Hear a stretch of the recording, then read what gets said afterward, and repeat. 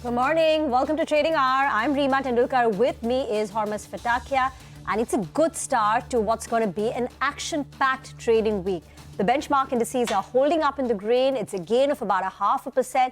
The mid-cap index is up 0.75 of a percentage point. The BSE small-cap index is a gain of 1.3%. The advanced decline ratio strong at 4 stocks gaining for 1 in the red. And you've got the support from the global markets to Asia, where Hang Seng is up close to about 2%, and even the Straits Times is showing you a gain of more than 1%. But as I said, this is going to be an action-packed week in terms of earnings. So if you could just get that list of the big earnings that we're watching out this week. Today, of course, is Reliance. Tomorrow is Tata Consumer. On Wednesday, we've got HUL, Axis Bank, LTI Mindtree. On Thursday, Bajaj Finance, Nestle, Tech Mahindra, IndusInd Bank. And on Friday, it's Maruti Suzuki and HCL Tech, which will dominate the action. Hi. Hi, Reema. And carrying on from where we left off, actually, on Friday, after the recovery that we saw from the lows, it was a very sharp recovery as well. From 21,777, we are up already 500 points from those levels now, almost nearing 22,300 now on the upside. Again, the question is whether that will sustain. Now, the global markets are positive. The cues from the handover from Wall Street may have been mixed, but Asia has been very positive this morning. But as Reema was highlighting, it's an extremely earnings-heavy week. Reliance Industries reporting earnings today after market hours, so we'll see a reaction to that on Friday. But some earnings reactions that I wanted to pull up. HDFC Bank was one of them, and there you can see Reliance is up 0.5% ahead of its earnings at the day's high, contributing to the Nifty gains. But pull up HDFC Bank as well. That stock is not doing very well for itself as we speak, almost 0.8% lower after the earnings. So 15.19 there on HDFC Bank. So one side you have Reliance, which is trying to push the Nifty higher, but then there is HDFC Bank that is pushing the gain, keeping the gains in check.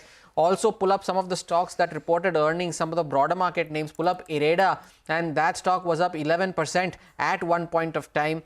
And that is also reacting to its quarterly earnings. On last check, the stock was up around 7 to 8%. So it is holding on to the gains there. It is nearing its record highs, the previous record highs of 214 that it made. 8% higher now is IREDA. But also pull up Persistent Systems. And Reema was highlighting just a few minutes back about why the stock is down despite the results. That stock is down 7%, the biggest single day drop that the stock has seen in nearly 2 years. So 7% lower for Persistent Systems there at 3,600, the top loser on the Nifty IT index. But since we were speaking of HDFC Bank, that is the top Nifty loser, as I just highlighted, in an otherwise positive market, and that is after its fourth quarter results. Abhishek is here to tell us more on their fourth quarter numbers. Abhishek, take it away.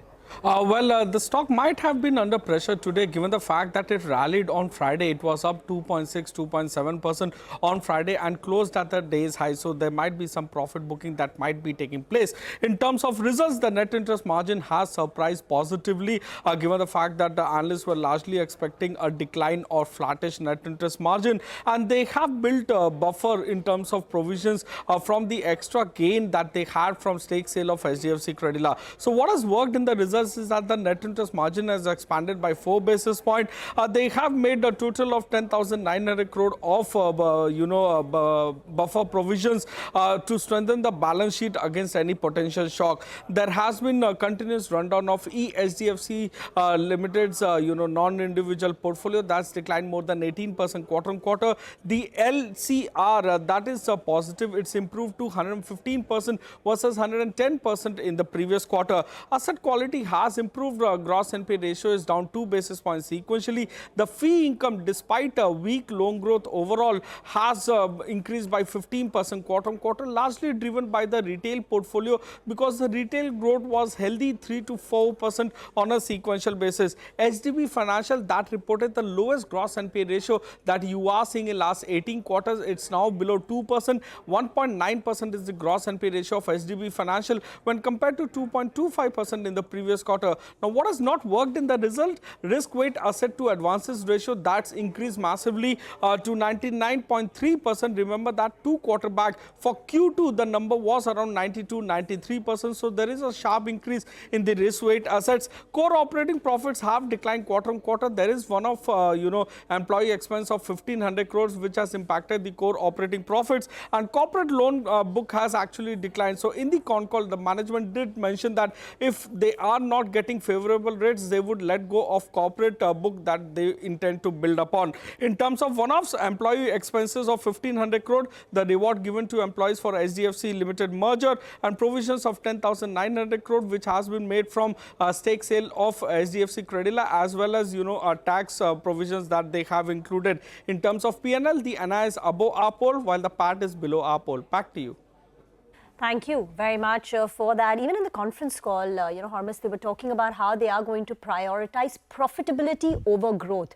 So brokerages have lowered the loan growth estimates. So I was looking at a Nomura note. They're saying that we're now building in an 12 to 13% loan growth over FY25 to FY26 versus their earlier estimate of close to about 15%. In fact, on that note, let's listen in to the management conference call post the quarterly earnings. Shashidhar Jagdishan, the MD and CEO of HDFC Bank, spoke about the company's key focus areas in the medium to long term. Listen in. The key focus over the medium to long term, the medium as I define it between 2 and 3 years, is to focus on improving our profitability metrics defined as the ROAs and the earnings per share. To achieve that, what is key is to ensure the most important focus is the sustainability of our deposit franchise, especially the retail deposit franchise. And that's going to be achieved not because of any shortcuts that we can take. Yes, there is a price environment, there's a market intensity, there's a competitive environment that is there. That's a reality. But how do we ensure that we are on par with some of the key players in the market and we don't try and overprice ourselves or don't bid for some of these deposits is the strength of the franchise. We will continue to invest in distribution, in people and technology. In fact, our operating leverage will be harnessed over a period of time to using our enhanced tech and digital infrastructure. We've always emphasized, not just now, but for a long period of time, that we are not a quantity player, whether for liabilities or whether for assets as well. Our focus is on quality, which is a balance between risk and margins. Okay, that's about HDFC Bank. The other one is Wipro, the large cap that we're looking at. And here, the numbers look disappointing. So the stock price reaction today is a bit surprising because it's not just in the green, it's firmly, strongly in the green with a near 3%. Now, as I said, the numbers were not great. Q4 was fine. Q4 was a good set of numbers in line with expectation, but the Q1 guidance was disappointing, minus 1.5 to plus 0.5%. And also because of this kind of a Q1 guidance, the street is now expecting no growth next year. This is one company which has ended last year with a minus 4.4% growth. So they degrew last year. And now, Ambit, Kotak, I was looking at some of the brokerage notes. They're expecting the street is now working with either flat or maybe slightly negative growth once again. Right? So FY25 is going to be a weak year. Kotak in the note says today, the new CEO has a difficult job of turning around a multi-year underperformance ship in a weak demand environment at a time of high leadership churn. And I think that one line, summarizes it fairly well. So the question now is that why is the stock up then? Well, one, over the last 5 trading sessions, the stock was under pressure. 2, there was a margin beat in Q4, which the street may be extrapolating. So in Q4, margins expanded by 40 basis points versus expectation of no margin expansion. And therefore, that extrapolation has led to many on the street upping the margin guidance. Again, this is the FY25 old estimates on margins and the new. As you can see, Kotak has raised their FY25 margin estimates by 30 basis points. Nomura has raised it by, 10 basis points, and HDFC Securities has raised it by 40 basis points. Even FY26 margin estimates have gone up very marginally. So this, according to me, could be one factor why the stock is up because of the margin performance in Q4, the expectation that margin improvement might continue as the new CEO focuses on execution. And the stock had already fallen in anticipation of poor numbers after TCS Infi, and the stock is not very expensive to begin with. But, you know, I had a chance to catch up with the management to talk about, and in fact, my first question was that, you know, after degrowing in FY24, will FY25 also be a negative growth year for the company? And this is what he had to say. And then the conversation went on to talk about the macro environment, margins, attrition. Listen in. Priority for us at this point in time is how do we execute to the 5 priorities that we called out, right? Whether it's to do with creating a large deal momentum, or whether it's to create a growth in some of our large accounts and also accounts that we think can be large accounts. We make sure we have the right solutions for the clients, which are infused with AI but consulting led. And then the last but not the least is building the skills which actually are very industry specific and also can be able, can offer the solutions that we have for the clients. So to me, instead of trying to predict what's going to happen, I think what's important for me and the team and for Wipro is to execute to what's coming in our way. We are going to be range bound in terms of the margins that we have delivered over the last few quarters. If you look at our journey over the last 8 quarters, we've improved our margins. We've been consistently improving it. 60 basis points away from 17%. It is a milestone. It is an aspiration that we all have. But one step at a time. Revenue is very, very critical and the growth is very, very critical. We will remain very focused in investing for growth and drive operational excellence. From an attrition perspective, I'm seeing that what we were seeing a declining trend over the last few quarters, it's plateauing now. Now this could be a sign from what's green shoots which we are seeing in some of the sectors and consulting that if demand is picking up or it might pick up in the near term. First, we will honor every offer we have made. As we onboard freshers, we actually reach out to a group of people with the right skill and ask them who are interested, and then we onboard. The management of Wipro highlighting the quarter gone by. The stock, though, is up 3% now at 464, despite some disappointing earnings. And it is okay-ish earnings, but disappointing guidance for the upcoming quarter. But what is also not doing very well today is GSPL, and that is locked in a 20% lower circuit, which is the biggest single-day drop that the stock has seen on record. And that is after the PNGRB cut tariffs for GSPL's key HP pipeline network. And Sonal is here with the details. Sonal, what caused this 20% drop? Well, there's a big cut that has come by in the tariff of one of the major pipelines, that is the HP pipeline in Gujarat. And the cut is much lower than what the street was factoring in and the company as well. So it's a cut of 47% to 18.1 rupees per MMBTU versus the current tariffs of 34 rupees per MMBTU. And remember, GSPL had asked for tariffs of 50.8 rupees per MMBTU. So definitely there's a big cut. And the expectation was that, yes, there could be a cut because of change in gas prices, change in volumes, but that would have been only to the tune of 10 to 15%. Management said that they are studying the order right now and there could be an appeal, but that is something that brokerages are indicating. The EPS estimate because of this could be a cut of 30 to 40% in FY25. Also remember, Gujarat Gas will be in focus because GSPL holds 54.2% stake in the company. Now, 2 reasons why there has been a cut: higher volume assumption by PNGRB, and also there is an extension in terms of economic life of the pipeline. There is a difference in capex and opex assumptions as well by the PNGRB. On the back of this, there is a massive cut coming in from brokerages. They have downgraded the stock as well. Nomura has cut the EBITDA estimates by 37 and 42%. EPS by 34 and 40%. They've downgraded the stock to reduce with a lower target price of 320 rupees a share.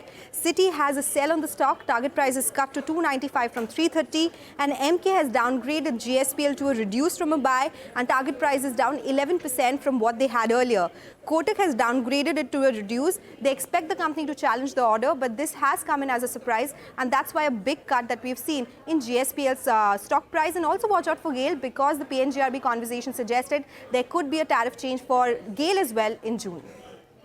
Okay, in fact, that's an important line. And as we said, we chatted with A.K. Tiwari, member of PNGRB, about what prompted the cut on GSPL and what might happen with GAIL. Listen in. We have given the 12% post-tax IRR that is there. That is as per the regulation. So there is no cut per se in the tariff. It is only adjustment. I can't say it. I can't commit that way whether it should be lower or higher. But 12% post-tax IRR is the benchmark of the in the regulation. So that is there. There is no question of any negotiation. If you see the performance of GSPL from the last 10 years, their volume has already been up, means 31 MMSCMD plus, and last year volume was 34 plus. So as per the regulation, we take the actual volume of the last year as well as the last year. So that way we have given, but they have projected that there will be some customers base, some customers will not take the volume. So that they have projected 26 MMSCMD up to 2031, which we believe that may not be correct. In conversation there with the member of the PNGRB on the tariff cut for GSPL, the stock remains locked in a lower circuit of 20%, but also pull up persistent systems, and the stock has now fallen to the lowest point of the day, now 8.5% lower as we speak, continuing to extend losses after its earnings performance. So 35.64 on persistent systems. We'll talk about this more on as the show goes by. But it's time for a short break here on Trading Hour. Up next, we'll discuss what is happening with India staring at a potential water crisis. Manisha Gupta joins us on the other side. Stay tuned. We'll be right back.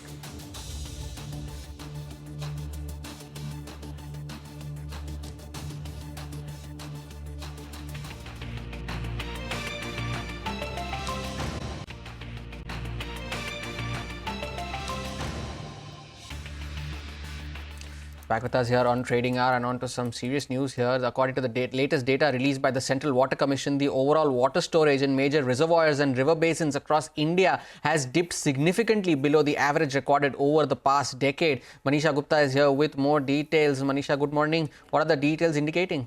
Oh yes, a very dire situation really, as you mentioned, and the live storages in 150 reservoirs that India really looks at. The water total capacity now stands at 31%. It was 33% in the previous week and 35% week ago. So we have seen a constant decline into this one. Now most impacted, as we've been covering and talking about, has been South India. Of the overall 42 reservoirs that South India has, the water capacity stands just at 17%. So this is the lowest water capacity that we've seen across India in various geographies there. Not a very great situation also when you look at West, which is 34%, North, which is at 32.5%. The only couple of areas which seem to be doing better even than last year are East, with reservoirs holding 40.6% of active capacity, and Central India holding at 40% as well. While we have seen rain deficit in the previous year, especially in South India, the 2023 monsoon was uneven. It also was an El Nino year, and that has really bothered. Irrigation is something that seems to be suffering at this point in time. The country is also concerned about drinking water, even hydropower generation for that reason. Going forward, though, the expectation is that this and the next month could see some more days of heat waves. So the situation doesn't seem to be improving at this point in time. There is a yellow alert in Mumbai today. There's an orange alert in Odisha and West Bengal as well in sense of heat wave. So this is where the water is expected to evaporate even more. But the good news does come in the month of June. That is where we are anticipating a normal monsoon of 102% as per SkyMet, and above normal monsoon at 106% of LPA from IMD as well. So good news, not too far away, but you still have these couple of months. Thank you very much for that. Moving on, shares of Voltas are gaining in trade after UBS upgraded the stock. My colleague Vamakshi gets us up to speed with those details. And not surprising, the kind of heat waves running around the entire nation. Voltas sales must be looking up. What does UBS have to say? Well, absolutely, Reema. With the temperature soaring, the stock also seems to be soaring in trade today. In fact, when you look at the numbers on a year-to-date basis, the stock is up almost 38%, and in fact, it is just 3% shy of the record high. UBS says that the company has reworked its supply chain in RAC segment and has further optimized its cost structure. And as far as some new entrants are concerned, they believe that the reducing cost to match Voltas will now be very difficult for them, and therefore they believe that the industry has now started to enter into early phases of consolidation. They believe that Voltas is expected to surprise on the market share front in the RAC segment. The market share is expected to rise to nearly 23% in FY26. In fact, Voltbek JV, as far as that is concerned, this is Voltas's white goods JV with Beko. it saw a slow ramp up initially, but that has improved as far as market share is concerned, and they believe Voltbek will now reach a market share of almost 7.9% by FY27, and EBITDA break-even is expected to come through by FY26. They expect incremental revenue of almost 10,000 crores in consumer electronics segment by FY27, and this in fact will account for nearly 60% of the company's FY27 revenues. Overall, given all of these factors, they lift FY24 to 26 EPS estimates by 4 to 31%. They're expecting 20% revenue CAGR over the next 3 years and 28% revenue CAGR from FY23 to 26. They believe that relative to peers like Blue Star, Voltas's valuation is undemanding, and this has come in despite improving prospects. So given all of those factors, UBS has gone ahead, upgraded the stock to a buy, and in fact they've given a massive upside as far as the target price is concerned. They've managed to raise it from 885 to 1,800, and upside potential of over 30% is what they're seeing. A massive target price hike indeed. It's not very often that you see a brokerage doubling its price target over the next 12 months despite an upgrade. So good going there for Voltas, 4.5% higher at the highest point of the day, and UBS is expecting another 40%ish in terms of potential upside over the next 12 months. So Voltas there among the stocks for today's trading session. But time for a short break here on Trading Hour. When we return, Reliance Industries is going to report its fourth quarter numbers today. All the key expectations coming up on the other side. Stay tuned. We'll be right back.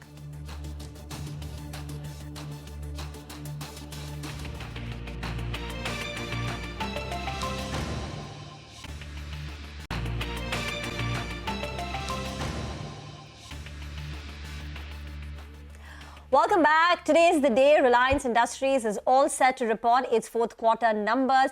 And you know, every time, because I look at Reliance and Reliance Jio, they report their numbers on Friday late in the evening, right? So me, Sonia, Mangalam, Sonal, we're all here waiting from 3:30 till the numbers come by 7:15. But this time it's on a Monday. So this is the first time I've seen Reliance Industries report numbers on a Monday. But let's get you up to speed on what to expect from the various segments. And right now, Mangalam is joining in to tell us what we can expect from the retail arm, Reliance Retail. Steady as she goes, Reliance Retail in the fourth quarter, the valuation and the value driver of the company in terms of growth. So what we're expecting is incremental improvement in both revenue as well as EBITDA.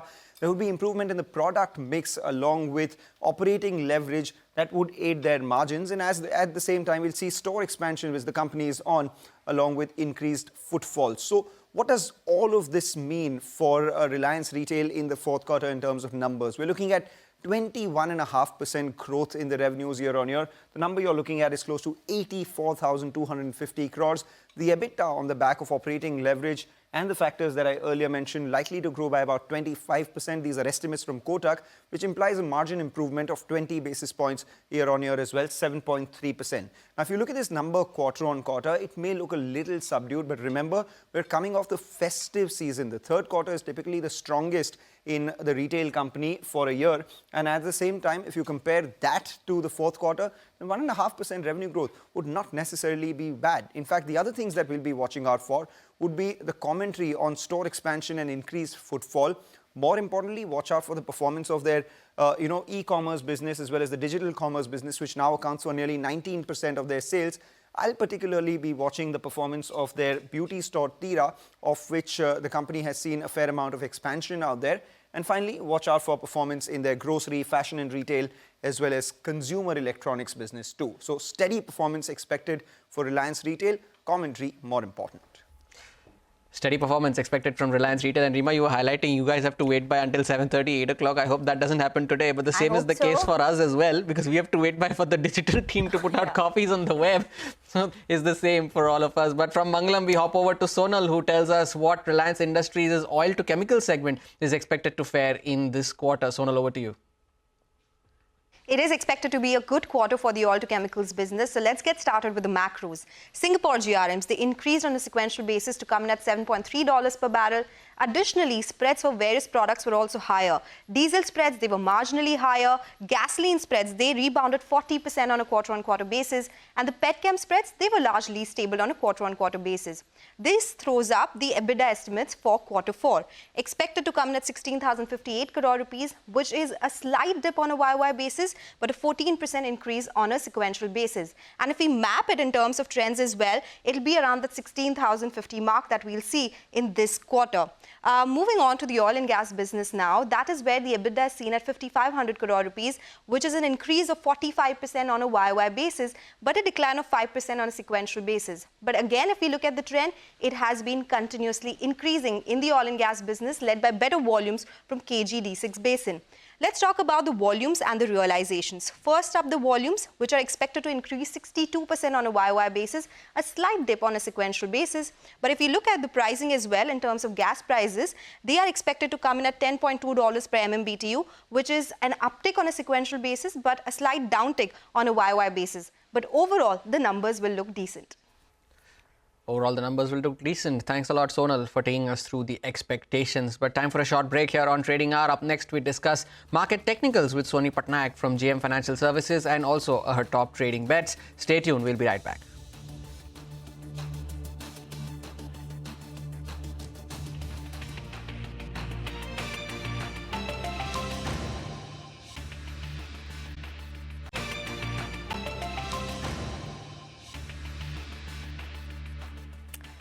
Welcome back. The Nifty is now up close to about 135 points, slightly higher than where we were when we started the show at 11 o'clock. Wipro continues to remain the top Nifty gainer, 2.5% up on that.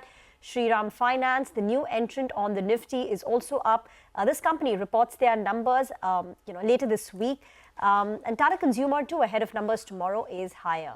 In fact, many of the companies reporting numbers are seeing some buying. So Axis Bank, Bajaj Finance, these are companies which are going to be reporting numbers later this week. But let's talk about UltraTech Cement.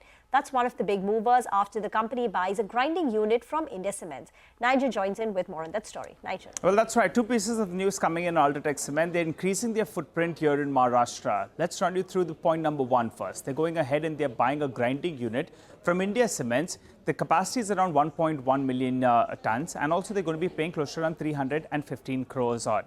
Coupled with this, they're also going to be getting a railway siding, which is always good. So that will help them in terms of an operational ability. For India Cements, how much did this unit contribute to their total revenues? Well, it contributes a little less than 5%. But why are they doing this? Why are they selling this particular 1.1 million ton unit here in Maharashtra to UltraTech Cement? Couple of factors. One could be that the lead distance, to make cement, you require clinker. And the distance from where India Cements is sourcing their clinker is far more in comparison to UltraTech Cement. So strategically, it's a better fit for UltraTech Cement. The second factor is that, India Cement, they have a debt of close to around 2,800 crores, very, very roughly, as per their last analyst call meet. And it will help them in terms of deleveraging because they'll be getting close to around 315 crore rupees. For UltraTech Cement, it's good, right? Because they're expanding their expansion and their footprint here in Maharashtra. But besides this 1.1 million ton plant that they're buying from India Cement, they've also announced on this 1.1 million ton plant, they're going to be adding another grinding capacity of around 1.2 million ton. Besides that, another brownfield expansion they're taking up, which is close to around 1.8 million tons. So together, besides this acquisition they're doing of around 1.1 million tons, they are going to be adding close to around 3 million tons. And for that, they're spending a little above 500 crores odd, which means that's at an EV of around $200 per ton. Keep in mind, this is only grinding facility. It doesn't have a clinker unit, so clinker will be sourced from other facilities. It's a win-win situation. India Cements gets some much-needed cash to deleverage their balance sheet, while for UltraTech Cement, they're on their way to around 200 million tons odd, and they want to expand their presence in the lucrative Maharashtra market as well. Back to you. On the prowl is UltraTech, Nigel. Acquisitions, capacity expansions, just taking every step to ensure that they remain the largest cement maker in the country. Thanks a lot for joining in with all the details there, Nigel, with UltraTech Cement. But the other stock that has been sliding and sliding further is Persistent Systems and is now down over 8% after the margin guidance for the company disappointed. Some slight recovery from the day's low, but still around 8% lower. Rima, what's weighing on the stock today?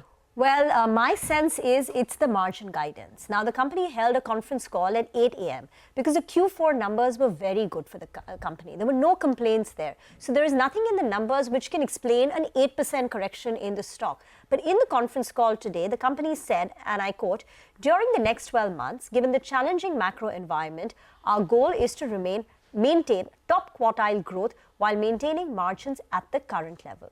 So it appears that the company is focusing on growth. They want growth to be industry leading as it has been, but it may come at the expense of margin. The company is guiding for flat margins in FY25 versus market hopes of some sort of a margin expansion. So, I went back and tried to find out what is it that the street was hoping for, right, in terms of FY25 margins earlier. So, in January, when the company reported the Q3 numbers, I pulled out some of the brokerage notes, sales notes then.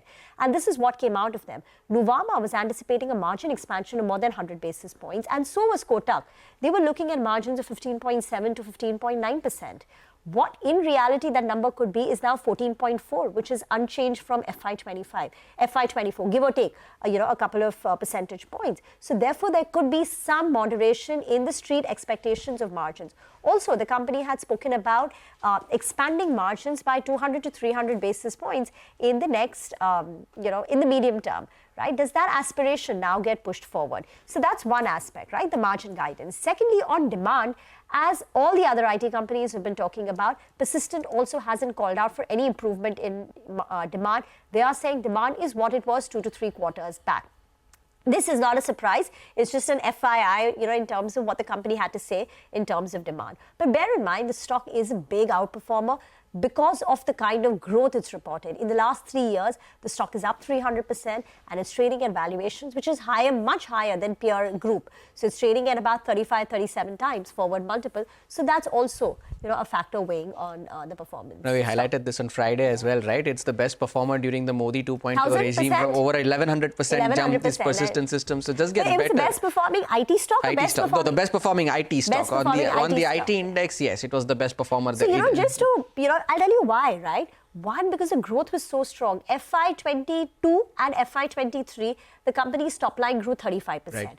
Last year, FY24, the company's top line grew 14.5%. This compares with a 1.5, a low single digit for TCS and Infy, and a negative growth for Wipro. So the company's outperformed peers by a huge margin in terms of growth, and therefore, along with EPS upgrades, there was a big PE valuation re-rating, which is why that stock was the best performing stock in the last 5 years. And now that the stock has extended its losses, it is now becoming this worst single-day drop that it has seen since 2020. That was the COVID day from where it fell over 8.5% as well. So not good going for Persistent Systems. But good time to get a technical check on the markets as well. Soni Patnaik from JM Financial Services is joining us as of now. Soni, good morning. Thanks a lot for joining in. 20 to 300 on the Nifty. Do you see some resistance there, or do you see that the market has enough legs to get to 20 to 500 and then we take a call from there? Hey, good morning, Harmas and Rima. Thank you so much for having me on the show. I think, yes, rightly pointed out, there is some resistance around 20 to 350, so to speak, and fresh upside can only be seen once this resistance, the congestion zone is taken out. Perhaps above that, we can see 20 to 500, 20 to 600 also getting tested. The positive line from this is that, Nifty support is actually rising now. Last week, we saw that it was a good weekly closing above 22,000. So the support remains very crucial around 22,000, 20 to 100. And it's just a minor hurdle around 20 to 350. I think the moment it's able to take out the resistance, we can see it heading towards 20 to 500.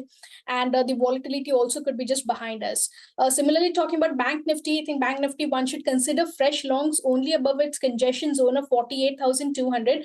It is quite important for Bank Nifty to take out this resistance level, and only above that, you can see it heading towards 49,000. The important part for Bank Nifty is that it is holding on to its support of 47,500, 47,200 for the day. So as long as this support is getting defended, it may head towards testing its resistance. But both the indices, the view remains the same, that fresh longs should only be initiated above the congestion zone. What about specific stocks, Soni, this morning? What's on your list? So the first stock would be in MCX. MCX has built up around 5% of long built up positions today, looking quite strong on charts. It has also given a good option chain breakout above 3,900, so one can initiate a buy from current levels. It will be a positional play for a target of 4,200 and keeping a stop loss of 3,650. The second stock would be in Lalpath. Lalpath, we can see it as giving a good turnaround from current levels and heading towards 2350, 2360 as a target. So from current levels, one can buy Lalpath, keeping a stop loss of 2220 and target of 2350, 2360. Okay, thank you very much for that. Let's look at some more stocks. IREDA is surging in trade on the back of the Q4 numbers. Abhishek joins in with the details. Abhishek. Well, strong AUM growth and improvement in asset quality has pleased investors, and that is why the stock is trading in 8% up in trade today. So AUM growth is at 26.8% YOY and about 18% sequentially. The asset quality has improved massively. Gross NPA ratio is down to 2.36% when compared to 2.9% in the previous quarter. Net interest margin is now at 2.85% versus 1.84% YOY. The NI is up 35.3% YOY and 7.5% sequentially, which means that the net interest margin might have contracted on a sequential basis. Provisions are down 81% YOY and about 75% sequentially, in line with what you are seeing with the asset quality as well. Asset quality has improved, so provisions are down. PAT is up 32.7% YOY and about 0.4% sequentially. Back to you. Good going for IREDA, 8% higher as we speak, now nearing its record high. At the day's high of 179, it was around 15% away from that record high of 214 that it made. What a sharp surge had IREDA seen from its IPO price, right? 32 rupees.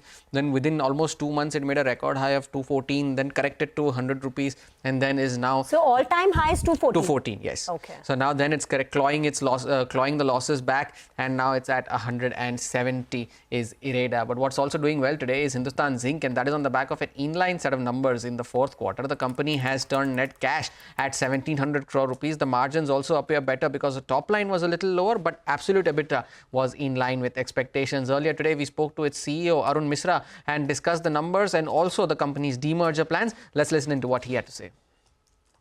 We are looking at price of around, we were hoping for a $3,000 per ton price in the month of December.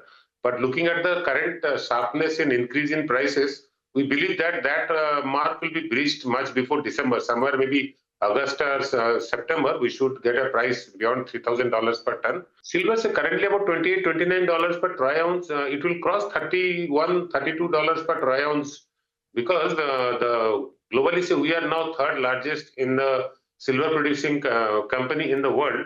We moved up from 5 to 3, not so much by our increase, because of decrease in production of the many companies. Industrial use will continue to grow, whereas there is a recurring short supply of silver. So prices are bound to go northwards, and I see anywhere between $31, $32 per troy ounce is easily doable in the near future. No, I am not looking at that anymore because we are on the drawing board to double the capacity of Hindustan Zinc in India itself. We are currently producing about 1 million ton metal. We are working with various consultants to double the capacity of output from mines, at the same time double the capacity of output from smelters. We are on the conceptual design development phase. Another 2 months, by July, our design should be over. And if the reports are favorable, we'll take it to board. Maybe August, September, sometime we can come to market and announce what is our next phase of growth. But I am surely looking at something way beyond 1.5 million ton, what we had predicted earlier. Okay, that's some stocks and some management commentary. Here's what we'll do. We'll slip into a very short break on that note. We'll come back and get talking about the markets, the way forward, all these individual stocks. Bhavin Shah from Samiksha Capital will join in next.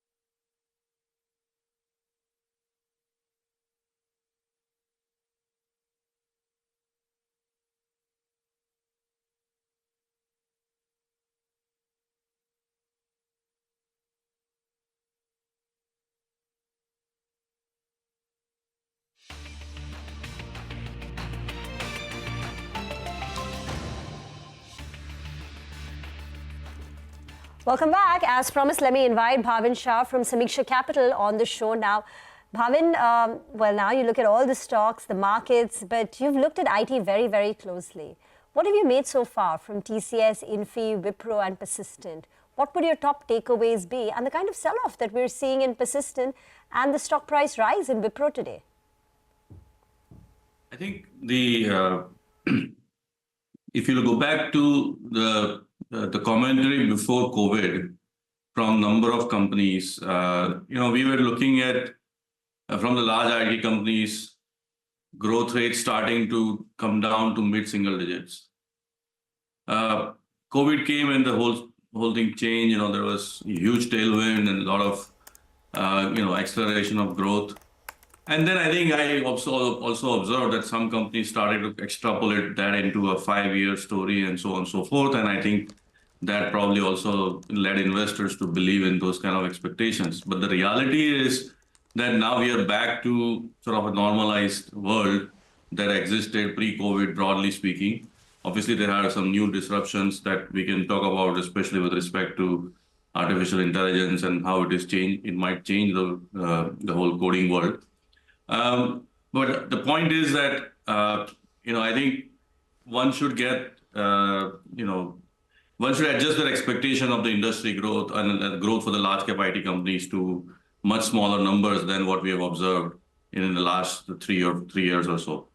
And I think that to a smaller extent also relevant for mid-sized IT companies, because obviously mid-sized IT companies and Persistent in particular and a few others have some unique drivers and they're growing faster, they are smaller, it's easier to, they don't face as much of a challenge as the law of large numbers that big companies are facing.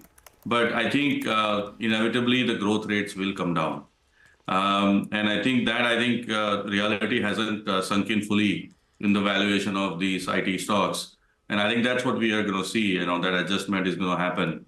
I think we are still talking about companies trading at trailing multiples of 50 and 70 and 80, and I just don't think the industry will have that, the growth rates to support such multiples.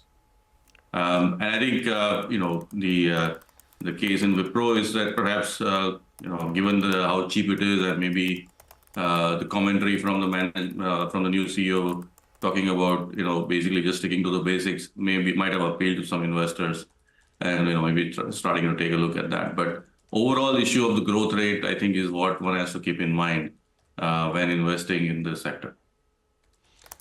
What about HDFC Bank, Bhavin? The numbers looked okay. The numbers were good. The positive surprise on the NIMS front, the bank has created an additional provision worth over 11,000 crores, but the stock is not doing well today. Some profit booking after Friday's rally. But what do you make of the numbers there? And do you think that the worst is now behind HDFC Bank and after a bit of consolidation, the stock will again start to re-rate? I think for a patient investor, that might, it might play out the way you described. I think, clearly this is not your high growth stock anymore. I think if they can deliver consistent 15-16% growth, I think that would be a good achievement. And accordingly, the share price may perform. Clearly, the expectations are not high, valuation is very reasonable. And so I think it's a reasonable investment case to make. And yes, the results were clearly there was no negative surprise this time, and I think but at the same time their lack of willingness to talk about guidance, I think perhaps maybe is also taken as a sign of lack of confidence in delivering growth, and that's why this maybe share price is adjusting a little bit here. But I think that on an overall basis, it seems like a reasonable long-term investment from here on, with a sort of, tone down the return expectations going forward. Okay, HDFC Bank, reasonable investment idea over the longer term, but just tone down your growth expectations, at least for now in the near term. Bhavin, what is the advice that you would give for the shareholders of GSPL and GAIL after what's transpired today, the big, sharp, higher than expected, tariff cut? Sorry, I've not looked into that, not follow those names, so won't be able to comment on that. Okay. Do you follow oil marketing companies as well, Bhavin? Because there is a lot of divergent opinions on the street coming in, and the moves are very volatile when compared to oil prices as well. Where do you stand on this? Is there more upside still left for the OMCs after the kind of run-up that they're seen over the last 6 months? Or now do you not see the valuations not supporting that kind of an upside going forward? Again, I'm going to have to say I'm not really into that space, not really, it's not one of the spaces that we have invested in. So what are the pockets that you're finding value right now, Bhavin, considering the run-up that the markets have seen now that there has been a bit of a consolidation, but from the lower levels from March to 2023, the kind of run-up that we've seen, where is it that you find value as of now? See, I think you just saw the prediction for more perhaps above normal monsoon, or at least close to normal monsoon. And we have seen that the agrochemical space has, not really done much for a while, even some of the stocks in the fertilizer space. So I think, there might be some opportunities there to look at. So I would go and look for some things in that space. I also think that, the life insurance sector had gone through a lot of changes in regulation. But I think we probably can expect a lack of, any major negative surprises coming through there. And if anything, there's the uniform insurance license that is being talked about, might give them some broader area to play with. So that could be something that one could see some value there as well. Continue to, although it's not, I won't call it a huge value, but continue to see very strong prospects for the hospital space. And I think I would also, try to look for some things there as well. Any particular thoughts on Exide? The stock after that partnership which it announced has just skyrocketed. Pull up a 2-week chart and you would see, I think this month it's up close to about 50%. Yeah, I think it's I think there are a few things there. One is, it's not the whole, they have business outside of, the vehicles, the IC engine vehicles. I think that business is very strong. I think, and then they obviously have some kind of alignment in the EV space as well. And I think market is recognizing that, fundamentally a duopoly space and very strong history in terms of cash flow generation. So the market has reacted very sharply to that. I think, I'm not sure if I'm going to chase it here, but I can understand, why some people might be getting excited. Charging away is Exide. But Bhavin, pleasure as always talking to you. Thanks a lot for joining in and sharing your thoughts on the specific stocks as we go forward into FY25. Thanks a lot for joining in. That was Bhavin Shah of Samiksha Capital. But as we slip into a short break, we have an announcement to share with you all. We are launching CNBC-TV18's first ever live personal finance webinar, the CNBC-TV18 Accelerate, the personal finance handbook with Sonia Shenoy, where she'll be joined by 3 well-known experts on Saturday, the 11th of May, 9 a.m. onwards. We'll be diving into everything that you need to know to master your finances and learn how to grow your wealth, be it insurance, tax saving, managing your portfolio, retirement planning. There is a lot to learn and lots to do. Whether you're in your 20s, 30s, or even 40s, this live webinar is for you. We have limited seats, so don't miss this chance. Register now. Scan the QR code to register or log on to CNBC-TV18.com, and we'll see you on the 11th of May.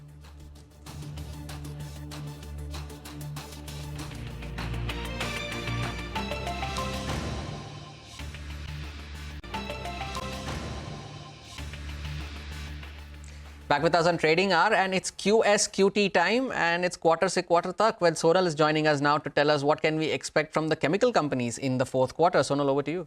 Thank you so much for that. Well, quarter 4 for chemical sector is going to see a sequential recovery. YY, however, will largely be weak.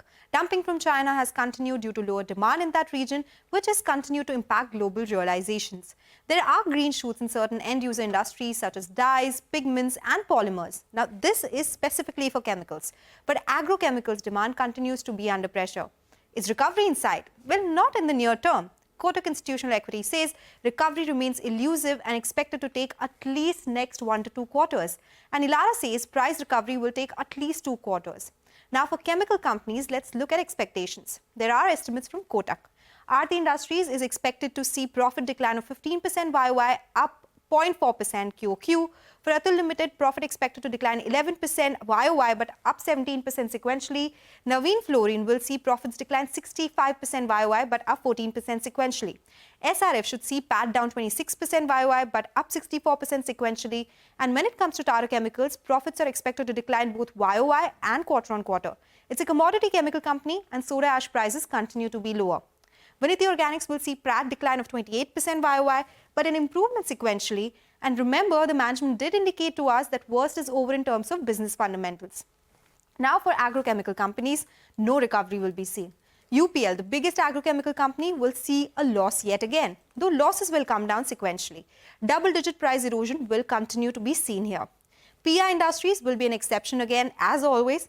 It is expected to see profit growth of 50% YOY, but there will be a decline of 6% on a sequential basis, and growth will be led by scaled-up revenues from new products. Now let's leave you with the valuation picture. Continues to remain elevated across names. Aarti Industries and Atul with similar end-user profile trading between 41 to 46 times, SRF and Navin Fluorine trading between 38 to 48 times, we have Tata Chemicals trading at 28 times, Viniti Organics at 39 times, and PI Industries at 32.5 times. Thanks a lot, Sonal, for joining in. That's all the expectations from the chemical sector. Not very good expectations coming in for the fourth quarter, with the exception of PI Industries. But pull up Hindustan Copper. That is the stock that is the top gainer on the Nifty small cap index this morning. The stock is up 5%. Reports also coming in about global copper prices surging to levels of nearly $10,000 as we speak, and there you can see there 5.5% higher is Hindustan Copper, 382 right now. The stock is also out of the F&O ban in today's trading session, so that is another factor there. 42% in a month is Hindustan Copper. Pull up a 1-year chart as well and you can see the kind of surge that the stock has seen in the last 12 months, and there you can see almost 4x in the last 12 months is Hindustan Copper, 382 now, another 5% in today's trading session as well. But with that, it's a wrap on this edition of Trading Hour. From Rima, myself and the team that put this show together, thank you so much for watching. Halftime Report takes the action forward.